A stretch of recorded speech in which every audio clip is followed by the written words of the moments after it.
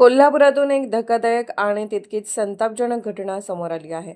आर्थिक परिस्थिती चांगली, कुटुंब सुखवस्तू, बहीण परदेशात नोकरीला आणि वडील सरकारी सेवेतून निवृत्त.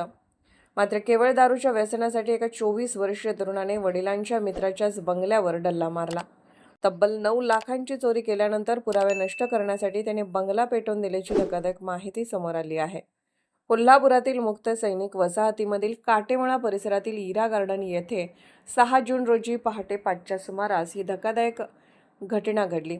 शिवाजी आकाराम पाटील यांच्या बंगल्यात अज्ञात चोरट्याने प्रवेश करत कपाट फोडून सुमारे 6 तोळ्याचे दागिने आणि 2 लाख रुपयांची रोकड लंपास केली.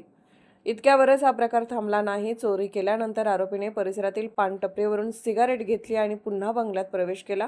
काही वेळ घरात थांबून सिगारेट ओढल्यानंतर पेटती सिगारेट थेट बेडवर फेकली आणि काही मिनिटात बंगल्याला आग लागली आणि आरोपी घटनास्थळावरून पसार झाला.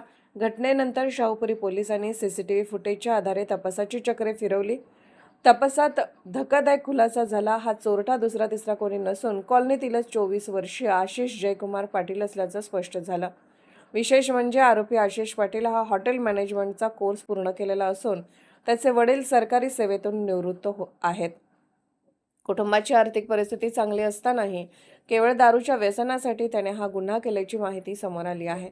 या प्रकरणातील सर्वात धक्कादायक बाब म्हणजे आरोपीचे वडील आणि फिर्यादी शिवाजी पाटील हे जवळचे मित्र आहेत. शिवाजी पाटील गावाला जाताना घराची चावी दारातील बुटात ठेवतात याची माहिती आशिषला होती. त्याच माहितीचा फायदा घेत त्याने बुटातील चावीने बंगला उघडला, चोरी केली आणि चावी पुन्हा जागेवर ठेवली. शाहूपुरी पोलिसांनी आरोपीला अटक करत त्याच्याकडून 6 तोळे सोनं आणि 2 लाखाची रोकड जप्त केली आहे. या घटनेमुळे परिसरात खळबळ उडाली असून ओळखीच्या व्यक्तीवर किती विश्वास ठेवायचा असा प्रश्न उपस्थित होत आहे. दारूच्या व्यसनाने एका तरुणाला थेट गुन्हेगारीच्या मार्गावर नेल्याचं हे धक्कादायक उदाहरण म्हणावं लागेल.